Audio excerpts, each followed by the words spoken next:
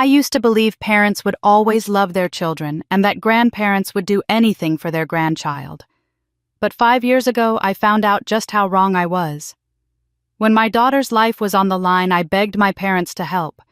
We needed $120,000 for her surgery. They had the money. But they looked at me cold as stone and said, "We already spent $300,000 on your sister's wedding. Don't ask us for more."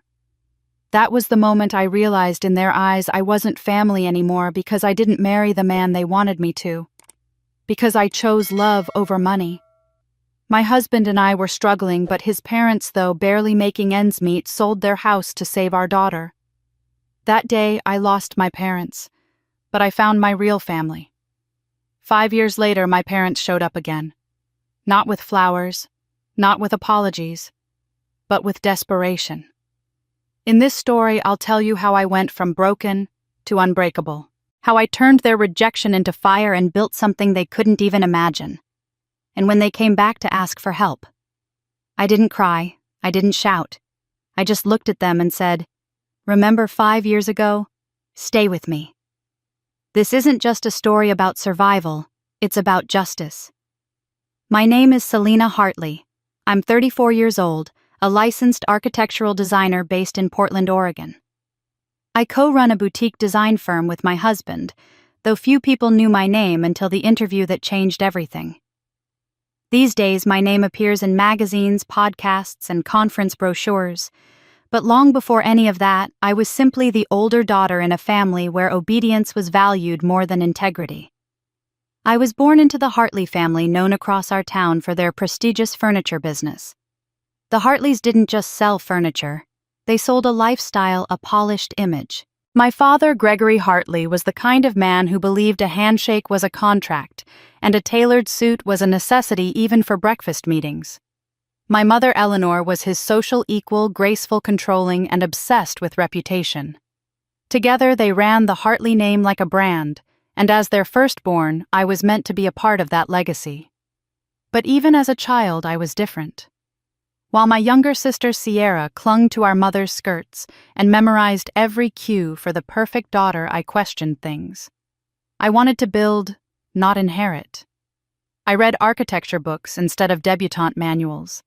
At 15, I was already sketching layouts for our backyard and proposing renovations to our showroom. I wasn't rebellious, I was just mine. And in the Hartley household, being your own person was the quickest way to become a disappointment. The plan for me was clear: attend an elite college, marry a powerful man, and eventually become the smiling face of the Hartley legacy. They had already chosen him by the time I graduated. Jasper Langford, son of a state senator, young lawyer, good hair, and a Harvard degree. Charming at dinner parties, smooth with a wine glass, and utterly hollow behind closed doors. My parents adored him. To them, Jasper was an asset, a ticket to higher circles. To me, he was everything I wanted to run from. By the time I met Malcolm Reed, I already knew what saying yes to Jasper would cost me. Malcolm wasn't rich, he wasn't connected. But he listened. He challenged me. He believed in building something from the ground up, not just homes, but a life. He was starting out as an independent architect full of wild ideas and late-night sketches. I saw in him the kind of dream that wasn't printed on luxury business cards, but poured into every square foot of a client's home. When I brought Malcolm to meet my parents, they didn't ask about his work. They asked about his family, his bank account, his lineage. Then they asked me directly and coldly, "Is this who you're staking your future on?" When I said yes, my mother burst into tears, not out of heartbreak, but out of shame. My father said nothing for a long time. He just stood, arms folded, jaw clenched. Then came the words, "I will never forget. If you walk out that door with him, you walk out of this family. Permanently." I thought he was bluffing. Surely no parent could disown their daughter for marrying someone they loved. I was wrong. Days after my small courthouse wedding, I received a formal letter removing me from the Hartley Family Trust. My name was erased from company records. My inheritance gone. My childhood bedroom was cleared out. Eleanor returned my wedding announcement unopened, marked refused. Sierra didn't speak to me, not even a message. Years later, she would tell people I chose my path as if love were some careless detour instead of the only road that made me feel alive. What hurt wasn't losing money or privilege. I'd never been drawn to those things.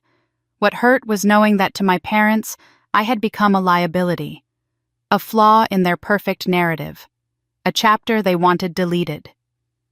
In the quiet months that followed, I learned what it meant to start over, to build a life not on expectations, but on choice.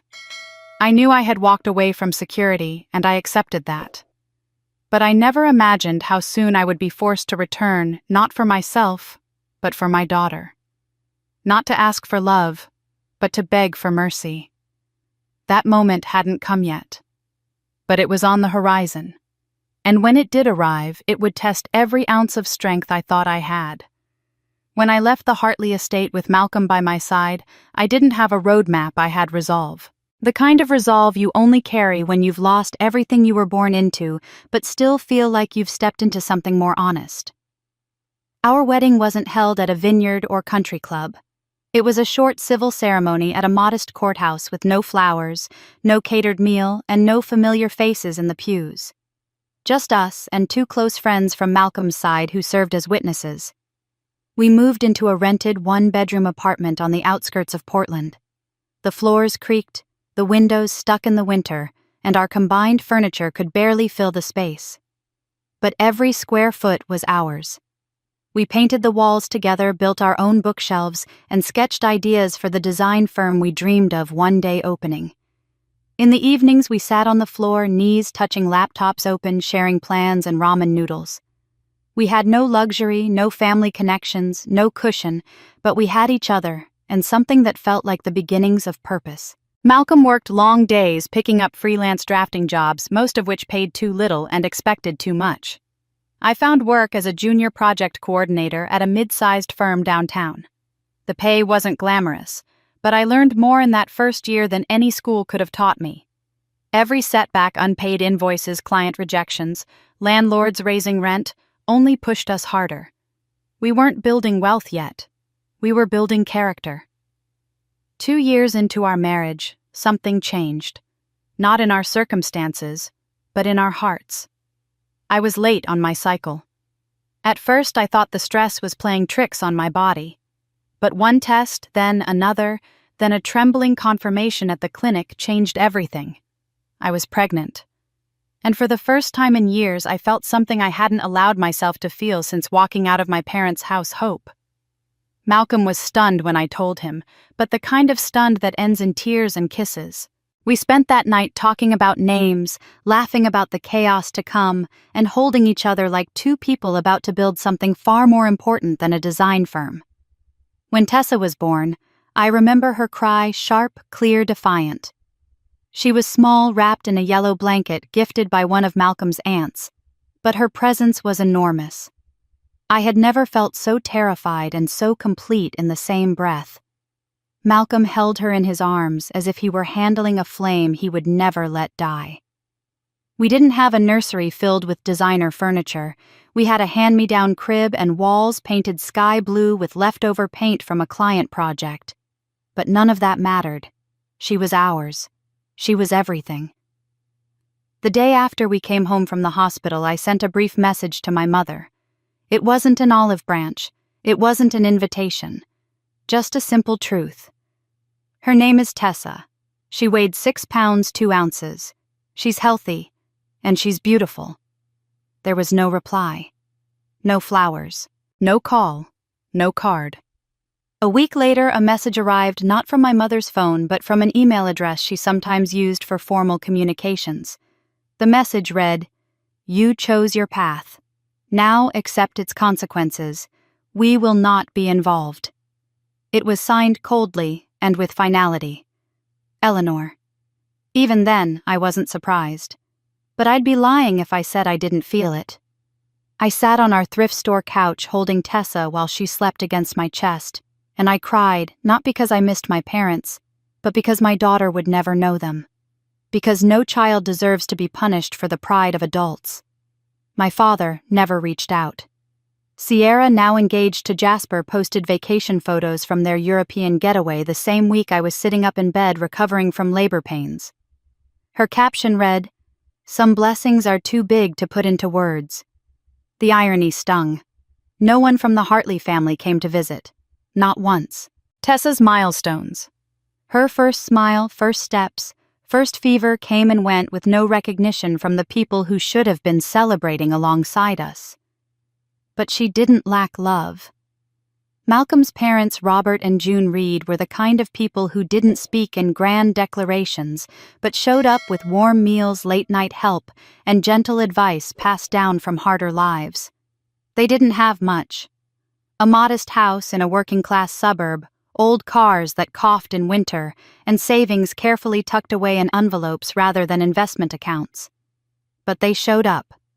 And when June held Tessa for the first time, I saw something in her face that I never saw in my own mother's, a softness, an unconditional warmth that didn't care about bloodlines or social standing. Malcolm once asked me if I missed the life I walked away from. I looked at him, then at Tessa, sleeping with her fist curled around my finger, and said, "No. I miss what I hoped it could have been, but not what it was. We were building something slowly and imperfectly, and I believed for a time that hard work and love would be enough. I had no idea how wrong I was or how quickly our fragile world would be shaken." Winter had come early that year, the kind that blanketed Portland in a thin frost and crept through window panes no matter how tightly they were shut. Our little apartment smelled of cinnamon and warm laundry, with Tessa's drawings taped proudly along the hallway. She had just turned 3, a vibrant, curious little girl with wild curls and a laugh that could turn any bad day around. But that winter, something shifted. Her laughter began to fade. It started as a mild cough. We thought it was just the season. Kids catch colds. We made her soup, wrapped her in extra blankets, bought humidifiers, and checked her temperature 3 times a day. But the cough didn't go away. Then came the fatigue. Tessa, who normally raced around the living room singing to herself, began to nap in the middle of the day. Her appetite shrank. Her skin turned pale. She'd stop playing, suddenly clutching her chest and whispering, "Mama, it's hard to breathe." The first time she collapsed, it felt like the world split open. Malcolm wasn't home. I scooped her into my arms, still in my pajamas, and ran down the icy sidewalk to the car. My hands trembled on the steering wheel as I sped to the emergency room, blinking away panic and praying under my breath. At the hospital, she was whisked away almost immediately. I waited in a cold plastic chair, watching the hallway as if staring hard enough would bring her back faster. When the doctor finally appeared, his expression told me everything. He held the CT scans like a sentence in his hand. "Your daughter has a congenital defect in her lung," he said gently. "It's compressing her airway. We need to operate urgently. If we delay, her respiratory function could deteriorate fast. We're talking days, not weeks." I felt my knees weaken. My mouth opened, but no words came out. "What do we need to do?" I finally asked. He guided me to the billing office, where a woman in a suit sat behind a glass partition. "The surgery costs $120,000, she said flatly, tapping on a screen. "Do you have insurance?" I shook my head. We had applied before but never followed through. Between freelancing gaps, rejected applications, and surviving month-to-month, health insurance always felt just out of reach. It was a mistake I would never stop regretting. The woman looked at me, almost apologetic. "I'm sorry, but due to your outstanding medical balance from your daughter's neonatal care and the lack of active insurance or financial assistance approval, we can't proceed without a deposit or guarantee." I couldn't believe what I was hearing. "You mean you won't operate?" "It's policy," she said. "Unless you can provide proof of financial responsibility, the surgery is considered elective even in an urgent case like this." "But she'll die," I whispered, unable to hold back my tears. "She's 3 years old." "We're not denying care," she replied quickly. "We're offering to help you apply for emergency assistance, but that process could take time, and we can't proceed until it's approved." Time. That's what we didn't have. I stumbled into the hospital hallway, clutching the folder of paperwork like it could somehow save my daughter. Malcolm arrived moments later, face pale, hands clenched. We sat side by side in silence, broken people in a waiting room built for hope. "I'll sell the car," he said quietly. "The firm account has a few thousand. I'll call every client. Maybe someone can advance a contract." I nodded, but inside I already knew it wouldn't be enough. We could scrape together 20, maybe 30,000. But not 120. Not now. Not fast enough. I made phone calls. Friends offered what they could. Some cried with me. Others didn't pick up. The hours ticked by. Tessa lay in the pediatric ward, hooked up to oxygen, her tiny chest rising and falling like a candle struggling to stay lit. There was only one door left to knock on, and I hated myself for knowing it. The Hartley estate was still where I remembered it. A long driveway, hedges cut to geometric perfection, the house lit like a catalog cover. I parked the car by the gate and stared at the door for what felt like forever. Then I rang the bell. Eleanor opened it, still poised in a silk blouse and pearl earrings, as if the past 5 years hadn't happened. Her smile dropped the moment she saw me. "Selena," she said, not a trace of warmth. "What are you doing here?" "It's Tessa," I said. My voice was barely a whisper. "She's sick. It's serious. She needs surgery urgently." Eleanor blinked, then folded her arms. "I told you. You made your choices. This is the consequence." "I'm not asking for forgiveness," I said, my throat tightening. "I'm asking for help. She's your granddaughter." Footsteps echoed behind her. My father appeared in the hallway, wine glass in hand, wearing a look of practiced indifference. Gregory Hartley never liked mess. He liked control. "What is this?" he asked. "Tessa needs a lung surgery," I said. "The hospital won't proceed without a deposit. It's 120,000. I know you can afford it." Gregory didn't even flinch. "We already committed 300,000 to Sierra's wedding. That's this weekend." My mouth went dry. "Are you saying you can't help?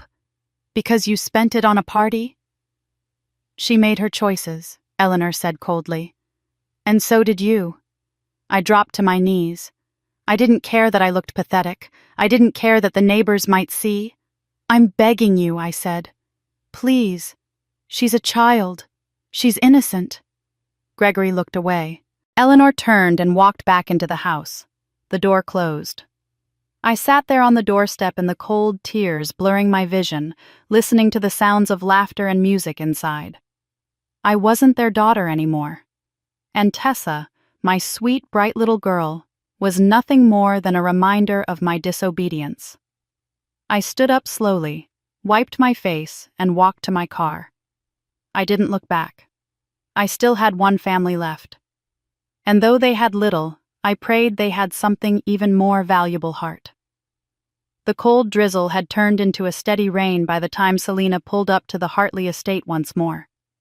Her hands clutched the steering wheel tightly, her eyes red from crying, but there was no more time to break down. She knew she should have never come back, not after the door had closed in her face. But after the hospital's firm refusal, and with Tessa's weak breath echoing in her ears, she had no pride left to hold on to. This time it wasn't just about asking, it was about pleading. The security gates were open and music floated out into the damp evening air, violins, soft jazz, laughter, clinking glasses. Light spilled from every window of the grand home, casting a warm golden glow over the manicured hedges and stone pathways. Selena stepped out of the car into the mud, her heels sinking slightly as she walked up the path. She hadn't even realized what night it was, until she saw the floral arch, the photographers, and the crowd of elegantly dressed guests gathered beneath a lavish white tent set up in the garden. It was an engagement party, Sierra's. And standing beside her, holding her hand like a trophy, was Jasper Langford. The realization hit Selena like a punch to the chest. Her parents hadn't just rejected her, they had taken the man they once arranged for her and given him to Sierra along with everything else. And now they were celebrating with champagne and catered hors d'oeuvres while Tessa lay in a hospital bed struggling to breathe. She walked through the crowd without caring who stared. The string quartet faltered slightly as she passed, and murmurs spread quickly. Her hair was wet. Her dress clung to her skin, and she carried no grace, only desperation. Her father noticed her first standing near the champagne fountain, laughing with a group of guests. His face froze the moment he saw her. Selina walked straight to him. "Dad," she said, barely managing to keep her voice steady. "Please, I need your help." Gregory's expression turned stony. "Not here, Selina." "It's Tessa," she said louder. Guests turned. The music lowered slightly. "She needs emergency surgery, $120,000. The hospital won't operate until we pay." Eleanor appeared beside him, her eyes narrowing. "You need to leave." "I don't need all of it," Selina said, her voice breaking. "Just a portion. A loan. Anything. I'll sign whatever you want." Sierra, radiant in a champagne-colored dress, turned from the center of the gathering, her arm still laced with jaspers. Their eyes met. For a second, Selina thought she saw a flicker of guilt, but Sierra looked away just as quickly as if she hadn't seen her sister at all. "I am begging you," Selina said, dropping to her knees in front of them. The hem of her dress soaked through. Mud stained her palms as she clutched at her father's sleeve. "Please, you're spending $300,000 on this party. Can't you spare some to save her?" Gregory's jaw tightened. He glanced around at the guests who now watched in stunned silence. "You think I'm going to cancel this engagement celebration after the money we've poured into it?" "Into our image," he said coldly. "No, Selina. We've invested too much to be humiliated tonight." Selina looked up at him, soaked to the bone, her hands trembling. "She's your granddaughter." "You made your choice," Eleanor said quietly. "You walked out of this family the day you chose him. She's a child." Jasper stepped forward, perfectly composed in his tailored suit. He gave her a condescending smirk, the same one he wore years ago when she turned him down. "And yet, here you are, begging. Must be hard knowing you picked the wrong man, and now your daughter's paying the price." Selina stared at him, too stunned to respond.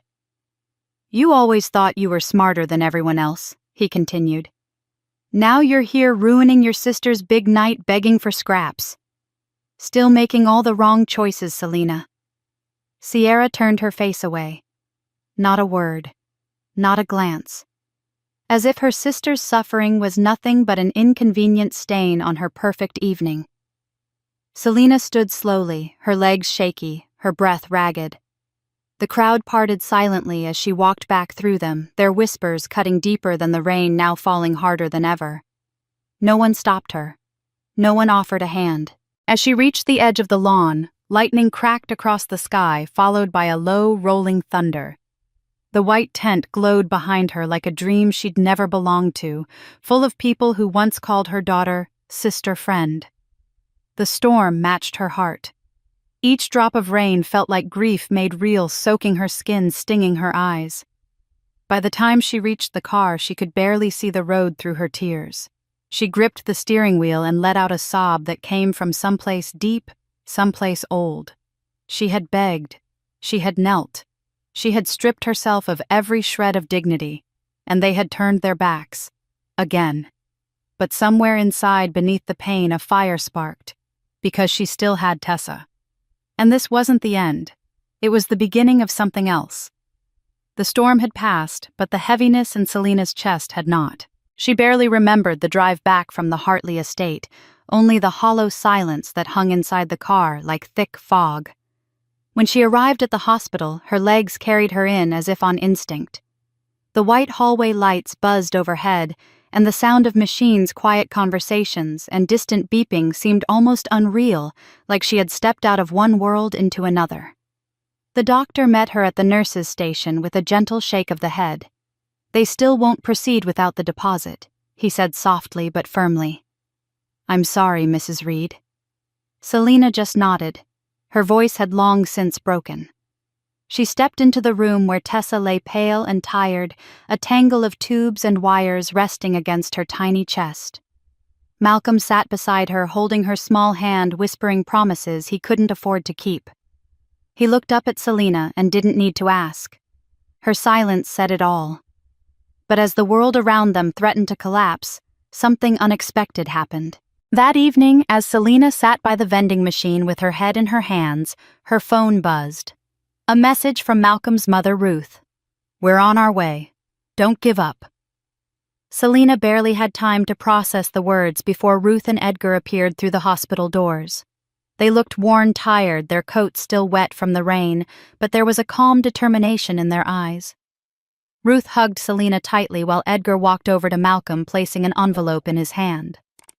"It's not much," he said quietly, "but it's a start." Selena opened the envelope and gasped. Inside was a cashier's check for $50,000. Where did this come from?" she whispered. Edgar cleared his throat, glancing away. "We sold the land behind our house, the garden plot. It's been in the family for a long time, but Tessa is more important." Selena couldn't hold back the tears. These people who owed her nothing, who had no inheritance to give, no fortune to fall back on, had just given everything. "I don't deserve this," she said, her voice cracking. "You shouldn't have to." "You're our family," Ruth interrupted. "You, Malcolm, and Tessa. That's all that matters." The next few days felt like a whirlwind. Word spread first among the staff at the preschool where Selena used to volunteer, then among the neighbors in their apartment complex. People came by quietly, handing over small donations. $20, $50. Some brought groceries. Others just left envelopes taped to their door. A friend from Selena's college days sent $500 with a note. "We haven't spoken in years, but I saw your post. I hope it helps." A retired teacher from the neighborhood slipped Selena $200 in cash and said, "This isn't charity, it's love." Then one evening, a woman in scrubs approached her in the hospital cafeteria. Selena didn't recognize her at first, but the woman smiled. "You probably don't remember me. We worked together briefly when you did event design for the community center. You helped me plan my daughter's quinceañera. I never forgot your kindness." She handed Selena a folded check for $1,000. "I heard about Tessa. This is for her." It was overwhelming, humbling. People she barely knew or had once known long ago showed up not with grand gestures but with open hearts. And each act of kindness chipped away at the bitterness that had been building inside her since that night at the engagement party. One morning, as Selena watched the balance on their GoFundMe page tick up by another $1,000, she turned to Malcolm and whispered, "I can't believe it. It's actually happening." He wrapped an arm around her shoulder, his eyes tired but grateful. "They believe in us. In her." The hospital administrators, after reviewing the total funds raised and seeing the influx of support, agreed to begin scheduling the surgery. They allowed a payment plan for the remaining amount, moved by the overwhelming effort of their community. On the day before the operation, Selena stood by Tessa's bedside, watching her daughter sleep peacefully for the first time in days. The machine still beeped, but the tone no longer felt like a countdown. It felt like a promise. Her phone buzzed again. This time it was a message from one of Malcolm's old co-workers. "I saw your story. I know it's not much, but I wanted to help. My kid was in NICU for 2 weeks. Strangers helped me. I'm paying it forward." Attached was a screenshot of a $500 transfer. Selena placed a hand over her mouth and let herself cry, not out of fear or pain, but out of something deeper. Gratitude. Awe. She sat beside Malcolm and whispered, "Do you realize what this means? People I've never shared blood with gave more than the ones who raised me." He nodded. "Sometimes family isn't who you're born to. It's who shows up when everything falls apart." Selena reached for his hand and held it tightly. In that moment, she understood something she had never dared to believe before. Love, real love, wasn't tied to lineage. It didn't live in shared names or family trees. It lived in acts, in sacrifice, in the quiet, unwavering resolve of those who stood by you when no one else would. And thanks to them, thanks to this new family they had found in the most unexpected places Tessa would live. The surgery was a success, and Tessa's breathing grew stronger with each passing day. Her cheeks regained color, and the once constant wheeze in her chest faded into quiet, steady breaths. Selena spent hours at her daughter's bedside watching her sleep, memorizing every rise and fall of her chest like a sacred rhythm. For the first time in weeks, fear no longer ruled her every heartbeat. But in its place, something else took root, a deep, simmering fire that refused to be ignored. Selena had faced rejection, public humiliation, and the raw vulnerability of kneeling before her own family only to be told she and her daughter weren't worth saving. No apology came afterward, no message, no acknowledgement, just silence. And that silence became a weight she carried even after Tessa left the hospital. She had survived, yes, but the wound ran deeper than any physical ailment. It wasn't just about the money. It was about being discarded like she didn't matter, that her child's life didn't matter. Every time Selena walked past the mirror, she saw not weakness, but the face of a woman who had begged broken and still stood back up. She promised herself she would never again be in a position to beg anyone for anything. And from that moment forward, she began to rebuild not just her life, but herself. She started slowly. During the nights when Tessa was finally sleeping and Malcolm caught a few hours of rest, Selena opened her laptop. She signed up for free courses: brand management, interior design, software, digital marketing, personal finance. She read ebooks borrowed from the public library about entrepreneurship, watched videos of other small business owners telling their stories of success, and studied case studies of boutique design firms that had carved out their place in the industry. Malcolm noticed the change almost immediately. She began taking notes, mapping out ideas, scribbling in journals, bookmarking articles. One night he found her sketching a new logo, 2 intertwined initials, R plus H, encased in a clean circle. "Read plus heart," he asked. Selena looked up, smiling. "To honor where we came from and to reclaim what they tried to erase." It was more than just a name. It was her way of saying that even if the Hartleys had disowned her, she was still standing. And the name would live on not through their money or approval, but through something she built with her own hands. They rebranded their small design service into Read Plus Heart, focusing on accessible, elegant spaces for working families. It started modestly small apartments, local businesses, daycares, churches. Selena handled client communication and project planning, while Malcolm focused on the designs and on-site coordination. They turned their living room into an office, and Tessa's giggles became the background music of every Zoom call. Selena's routine became relentless but driven by purpose. She woke at 4:00 a.m. daily. She'd brew coffee in silence, reviewing course materials before the sun rose. By 6:00 a.m., she was planning social media content or emailing leads. From mid-morning until evening, she juggled meetings, on-site walkthroughs, and client presentations. At night, after dinner and bedtime stories, she'd return to her studies or refine business proposals until her eyes blurred. There were days her body ached, her back stiff from hunching over plans, her fingers raw from typing. But she refused to stop. She'd been humiliated in front of dozens of people who whispered and sneered while she wept, and she would never let that version of herself define her future. Someday, she whispered to herself during a late-night study session, "They'll know what they lost. And I'll know I didn't lose anything worth keeping." Despite their tight budget, Selena insisted they reinvest every penny they could into the business. They upgraded their website, refined their brand visuals, and hired a freelance accountant to help them build a long-term financial plan. Clients began to notice the professionalism, the precision, and the heart behind every project.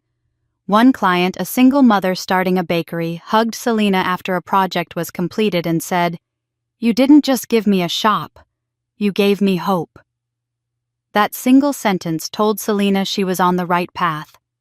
She didn't just want success to prove the Hartleys wrong. She wanted to build something enduring, something that her daughter could be proud of. She wanted Tessa to grow up knowing that even when others turned their backs, her mother never stopped moving forward. As the Reed plus Hart name quietly spread across their corner of the state, Selena didn't seek revenge. Not yet. That wasn't the fuel anymore. What drove her was the image of her daughter alive and thriving. What sustained her was the knowledge that while some people clung to appearances and cold prestige, others gave everything for love, and that was the legacy she wanted to carry forward. And so she did.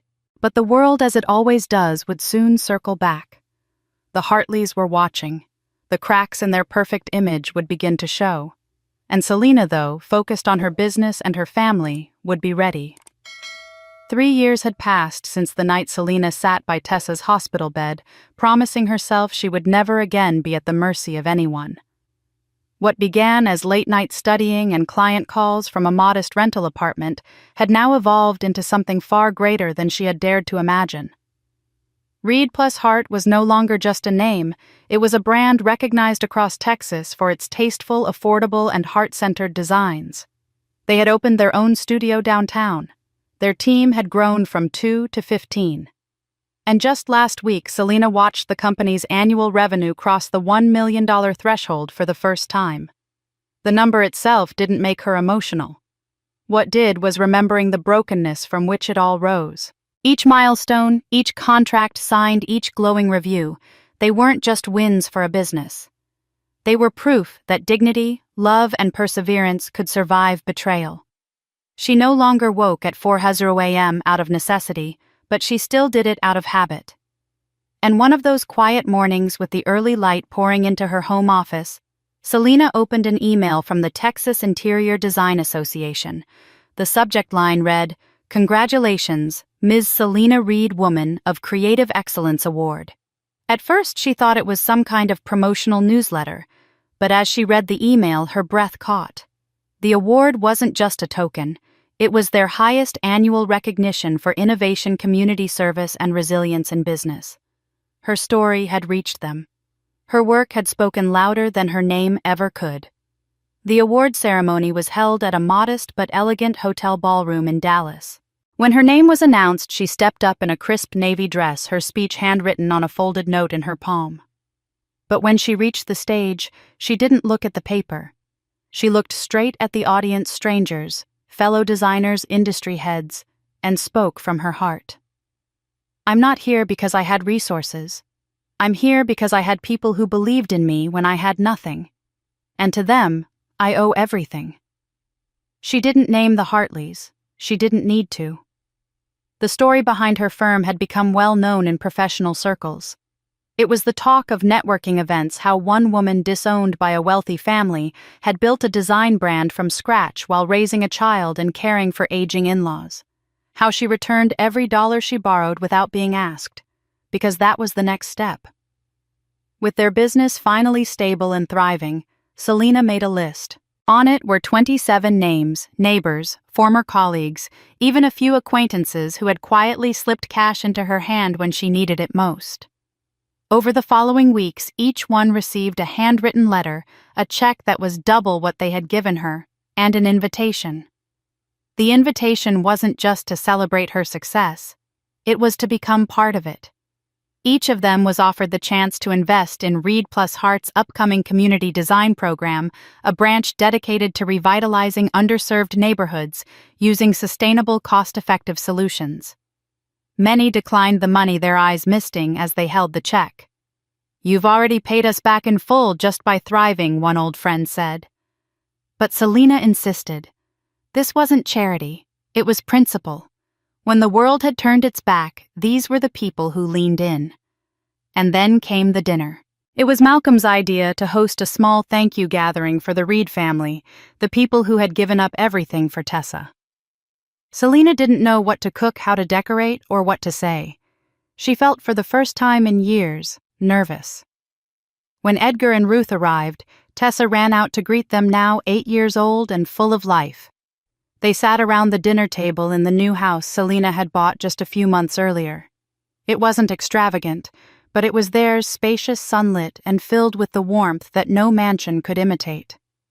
After dessert, Selena stood up, reached beneath her chair, and pulled out a small wooden box. She placed it on the table and opened it slowly. Inside was a deed. Ruth blinked, confused. Edgar adjusted his glasses, leaning in to read. Selina spoke quietly. "I bought back your land. The one you sold to save Tessa. It's yours again." Ruth covered her mouth with her hands. Edgar's eyes stayed fixed on the paper for a long time before he said anything. "We never wanted it back. All we ever wanted was to see you and Tessa well." Selina's voice cracked for the first time that evening. "You gave up your security for mine. This is the least I can do." There was silence, the kind that carried more meaning than words ever could. And then Edgar looked at her with a softness that was never fragile, only steady and sure. "We never once doubted you, Selina. Never."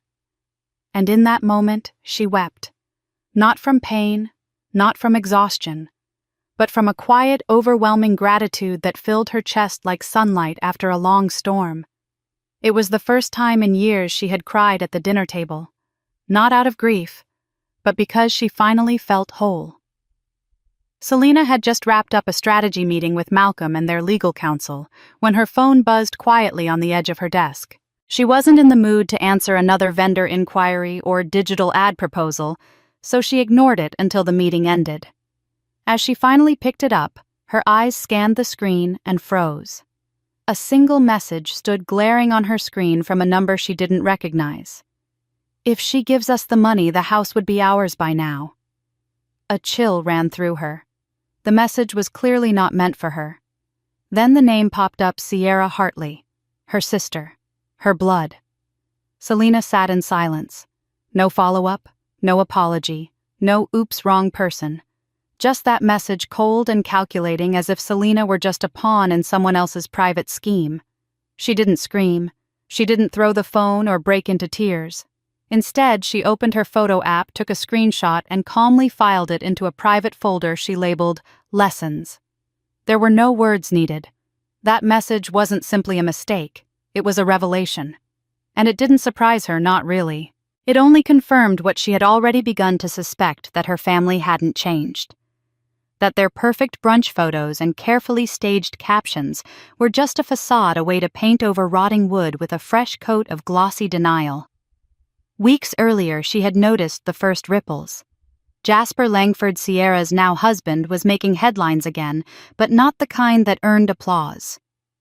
Accusations of financial mismanagement, client fraud, and tax evasion were swirling through legal circles like wildfire. His once prominent firm had shuttered offices. Lawsuits were stacking. Selina saw the stories and remembered the smirk on Jasper's face as he watched her beg on her knees 5 years ago. She remembered how Sierra turned away in silence. The cruelty, the arrogance. Now it was all unraveling. Jasper's fall was public. His name, once associated with prestige and power, was being dragged through the mud by the very people who once toasted his success. Sierra's social media disappeared for 2 weeks. Then, like nothing had happened, the Hartleys began to post again, a family garden party complete with string lights and catered pastries. A photo of Gregory holding a champagne glass, Eleanor laughing beside him, Sierra smiling tight-lipped. The caption read, "Family first. Always." Selina almost laughed. Always, only if it looked good in a photo. She didn't react. She didn't comment, didn't reach out. There was no need. The truth had already done its work. The empire they tried to build on status, silence, and spectacle was cracking. Selina no longer had to fight them.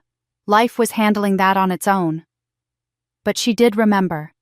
She remembered the ache in her knees on the cold marble floor, the feel of rain on her skin as she left that party alone, the way Sierra wouldn't even meet her eyes. Now that same sister was plotting behind her back, trying to manipulate her into handing over money, not out of reconciliation, but to secure property. Assets. Position. Selina walked into her home office, closed the door, and opened her laptop. She pulled up their latest balance sheet, solid, steady growth. The company was thriving. Malcolm and the team had just secured their 3rd commercial design project in a row. They were building something real. And Selina realized she no longer needed validation. She didn't even need revenge. She had clarity. Later that evening, as Tessa played in the backyard with Edgar and Ruth watching over her, Selena stood in the kitchen with a cup of tea. She looked out at her daughter, healthy, strong, and filled with questions about everything. She saw her husband in the distance laughing with their contractor about patio lights. That was her real family. The Hartleys were fading into the background, becoming characters in a story she had long outgrown. They could keep posting. They could keep pretending. But Selena no longer had anything to prove. What she had now was something they'd never understand: peace built on truth, not pretense. That morning began like any other.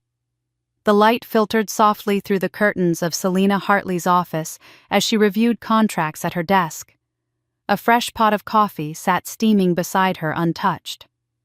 Her business, Reed plus Hart, had just secured a prestigious contract with a luxury hotel chain. Momentum was on her side. Yet her phone buzzed with a name she hadn't seen in half a decade: Eleanor Hartley. For a moment, Selena stared at the screen, unsure if she should answer. Curiosity, or perhaps old wounds, nudged her thumb forward. Selena, her mother's voice came through weak and strained. Selena didn't respond right away. The sound of her mother's voice was like a ghost trying to claw its way back into the present.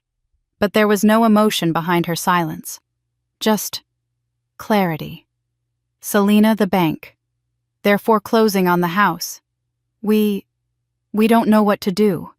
We need $180,000 by the end of the month. Your father and we have nowhere else to turn.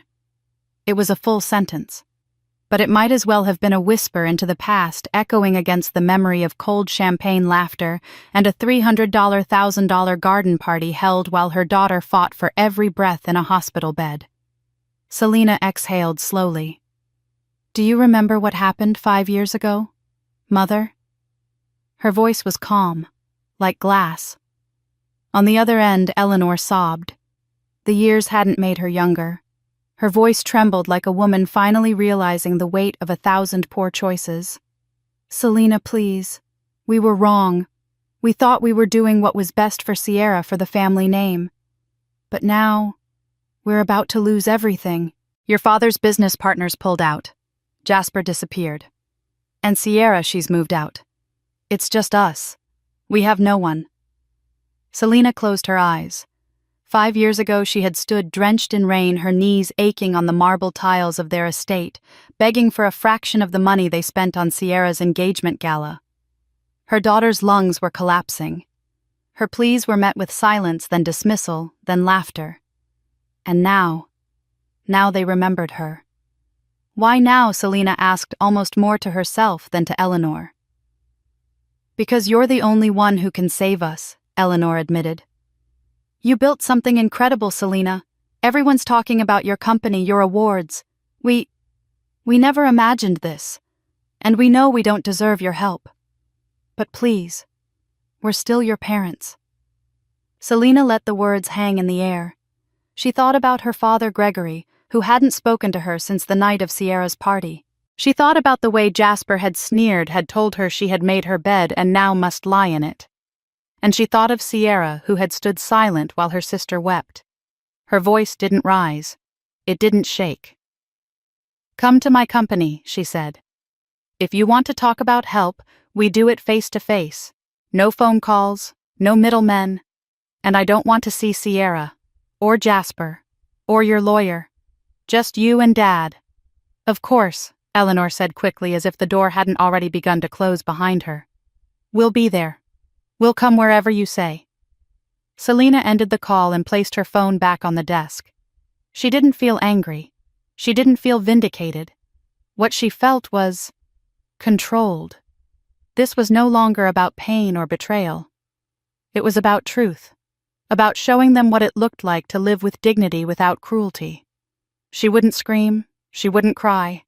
She had done all of that already. Now it was their turn to sit in silence and feel what they had made. She buzzed her assistant. Block 2 hours on Friday afternoon. No interruptions. For family. She looked out the window for a long moment before answering. No. For closure. Selina stood in the center of her office, a place carved not out of privilege, but of persistence, grit, and defiance. Morning light filtered through the floor-to-ceiling windows, catching the brushed steel of the conference table and the polished edge of the leather chairs. The air was still but charged like the moments before a storm. She had spent the entire night preparing for this meeting. Every line rehearsed, every document reviewed, every emotion buried beneath the armor she'd built over 5 years of being forgotten, dismissed, and erased. At precisely 10 a.m., her assistant cracked the door open. "They're here," she said softly. Selina didn't flinch. "Let them in." Gregory and Eleanor Hartley shuffled in like shadows of the people she once knew. The years had been unkind. Her father's posture was slumped, his once commanding presence now reduced to a man crushed by the weight of pride and consequence. Her mother looked pale, her makeup unable to hide the desperation in her eyes. Neither dared to meet their daughter's gaze. They sat across from her in silence. No hugs, no smiles, only the sterile professionalism of a business negotiation. Between them sat a black suitcase. Selina unlatched it with a calmness that was almost cruel.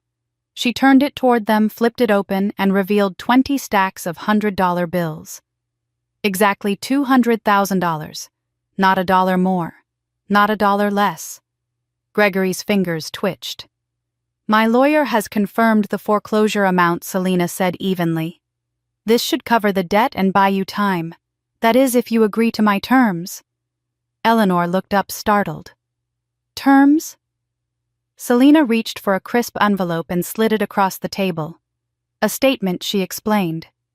"You will sign this, both of you, and submit it publicly to the local paper and to the 3 business magazines you still subscribe to. It simply acknowledges that 5 years ago you knowingly chose your public image and your younger daughter's social elevation over the life of your grandchild. That when your daughter knelt before you, you turned away." Gregory's face twisted. "You want to humiliate us?" Selina met his eyes for the first time. Her voice didn't rise. It didn't need to. "No," she said.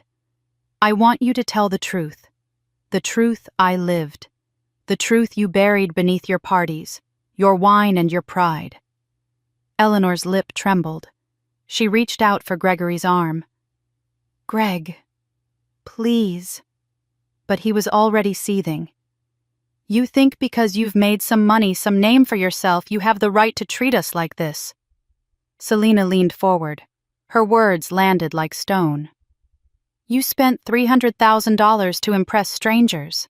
You let your own granddaughter lay on a hospital bed gasping for air while you toasted champagne under fairy lights. And now you come here hat in hand and expect mercy." Eleanor's tears fell freely now. "We made a mistake." "No," Selina interrupted, her tone sharp. "You made a choice, and now you live with it." Gregory stood suddenly, pushing the chair back, his face red, his voice shaking with fury. "We are still your parents." Selina pressed a button under the table. The door behind them creaked open. 2 members of the local press stepped inside, cameras in hand. One carried a microphone, the other a notepad. "This is Claire from Austin Tribune," Selina said, not even looking at her parents. "And David from Business Monthly. I thought it would be easier to release your statement with full transparency." Gregory looked as though he'd been struck. "You planned this," he whispered. Selina stood slowly, calm and tall in her black tailored suit. "Everything you taught me, presentation timing, impact, I learned it all from watching you destroy people's lives for the sake of perception. So yes, I planned this." Gregory's jaw clenched. Without another word, he snapped the suitcase shut and stormed out, brushing past the reporters without even glancing at them. Eleanor followed, sobbing, pausing at the door to look back at her daughter one last time. Selina didn't move. She waited until the door clicked shut. Only then did she allow herself to sit again. The silence in the room wrapped around her, not cold, but cleansing. Not empty, but complete. 5 years ago, she had knelt in the rain, humiliated and heartbroken, begging for her daughter's life. Today she had watched the very people who cast her out walk away carrying money, but not her forgiveness. Because money was replaceable, her dignity wasn't. And that was the most expensive lesson her parents would ever learn.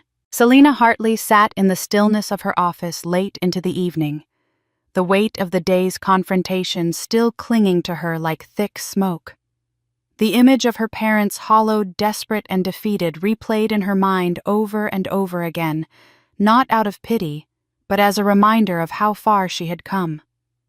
She had given them one last opportunity to face the truth they'd buried for 5 years, and as expected, they chose pride over redemption.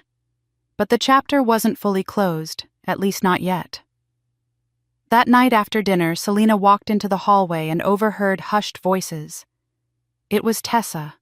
She was sitting outside her bedroom door, curled into a blanket, whispering to her stuffed rabbit. Selina paused, the faint sound of her daughter's voice sending a chill through her spine. She stepped closer and heard Tessa say, "If I had died, would Grandma have cried?" The words were fragile but pierced deeper than any insult or betrayal Selina had ever received. Selina's heart seized in her chest. She approached quietly and knelt beside her daughter. "Sweetheart," she said, her voice trembling. Tessa looked up with those wide, searching eyes. "I heard you talking to Grandma," she said softly. She didn't sound sad, not even a little. Selina wrapped her arms around her daughter and held her tightly, unable to respond. What words could explain abandonment? What comfort could justify being treated as disposable? That moment, quiet, personal, and devastating, was the final straw. It wasn't anger that drove Selina's next decision. It was clarity. Her daughter had carried the memory of that day all these years. Even if she didn't understand every detail, she had absorbed the pain, the rejection, the coldness. And Selina realized protecting Tessa wasn't just about keeping her healthy. It was about freeing her from the shadow of a family that had failed her. The next morning, Selina called her real estate agent. "List the house," she said firmly. "All of it. I want nothing tying me to the Hartley name. Not even a foundation." She also began the process of relocating her company headquarters. The new office would bear no trace of the past. It would be a new space, a new identity built not out of defiance, but out of purpose. She called her legal team and instructed them to initiate complete privacy measures, new phone numbers, private mailboxes, restricted contact information. Even the school was notified with strict instructions to block any unapproved visitors. Selina wasn't just building walls. She was burning bridges she had once prayed would never collapse. That week, local media outlets picked up rumors of a public fallout involving the prestigious Hartley family. And when the details came to light about the hospital, the $120,000, the refusal, and the eventual plea for help, they spread like wildfire. The headline on the city's most read digital news site read, "The woman who refused her blood ties to keep a promise to her daughter." The article went on to highlight her company's growth, her contributions to charity, and her reputation as a woman who never forgot those who helped her, nor those who turned their backs. It wasn't a revenge piece. It was a profile in resilience, in maternal strength, in personal honor. Tessa saw the article, though Selina hadn't meant for her to. One night she found her daughter quietly staring at the screen. "That's you, right?" she asked. Selina nodded. "They say you're brave." Tessa smiled. "I think so too." It wasn't a fairy tale ending, but it was real. Selina didn't cry when she cut off her family. She didn't rejoice either. She simply moved forward, holding her daughter's hand, knowing full well that love is measured not by blood, but by actions. And sometimes protecting your child means teaching them that no one, not even family, has the right to harm them and stay. Selina Hartley stood quietly at the edge of the newly renovated lobby, her eyes sweeping across the room filled with warmth, laughter, and the people who had stood by her when the world had turned its back. Reed + Hart Design had just opened its brand new headquarters, a sleek, light-filled building that once existed only as a sketch on a napkin between two dreamers, her and Malcolm. Every detail of the space, from the reclaimed wood beams to the brushed brass fixtures, whispered resilience and rebirth. This wasn't just a design firm. It was a symbol. A home built from ashes. She had personally invited every person who had helped her during her darkest hour, Ruth and Edgar now living comfortably in a guest wing of her home friends who once lent $20 or $50 without hesitation, and the quiet colleague who had once handed her a check without even asking why. No PR stunt, no press, just a quiet celebration of loyalty. As Selena took the stage, applause rippled through the crowd. She paused, her gaze resting on Tessa, now 8 years old, sitting in the front row between Malcolm and Ruth, legs swinging, eyes full of admiration. Selena took a deep breath and spoke with clarity that came only from surviving fire. "People often ask me what made me strong enough to do all this," she began, her voice steady. "But the answer is simple. I became this woman because 5 years ago I was on my knees and no one from my bloodline came to lift me up. No one. Except the people who didn't share my name." There was silence. Then murmurs of agreement. She continued, "Family isn't defined by genetics or a family crest on a gate. Family is defined by who shows up, by who says, 'We'll figure it out together,' when your world is falling apart." A hush fell over the room as two unexpected figures appeared near the back entrance, Gregory and Eleanor Hartley. Older, more fragile, and clearly out of place. Their expensive clothing couldn't mask the desperation in their posture. Gregory leaned on a cane. Eleanor held her purse tightly like a lifeline. They didn't come closer. They simply watched. Tessa spotted them first, her hand tightening around Ruth's fingers. Selena saw the flicker of recognition in her daughter's eyes, but didn't hesitate. She stepped down from the stage, took Tessa's hand, and walked straight past her estranged parents without slowing down, without a glance. There was no anger left in her, no bitterness. What remained was resolve. She didn't owe them fury anymore, just indifference. As she reached the exit, Tessa leaned into her and whispered, "Are they going to say sorry, Mommy?" Selena smiled, gently kissed her daughter's forehead, and whispered back, "They already did when they showed up too late." Outside, the late afternoon sun cast long golden streaks across the sidewalk. Selena paused and looked up. The sky was clear. She breathed in deeply, holding her daughter close. The story didn't need more pages. It had already ended. Because family isn't where you're born. Family is where you're never abandoned. Thank you for staying with me through this journey. If you've made it this far, you've seen the weight of betrayal, the power of quiet resilience, and what it means to build something from nothing. Some say blood is thicker than water, but sometimes the people who share your blood are the very ones who leave you bleeding. What would you have done if you were in my shoes? Would you have helped the parents who turned their backs on your dying child? Would you have taken revenge or shown mercy?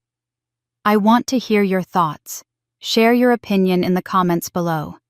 Your voice matters. And if stories like this move you, if you believe in justice, redemption, and finding strength where no one expects it, then don't forget to subscribe. There's always another story waiting. Because sometimes the best revenge is simply becoming someone they can never reach again. See you in the next one.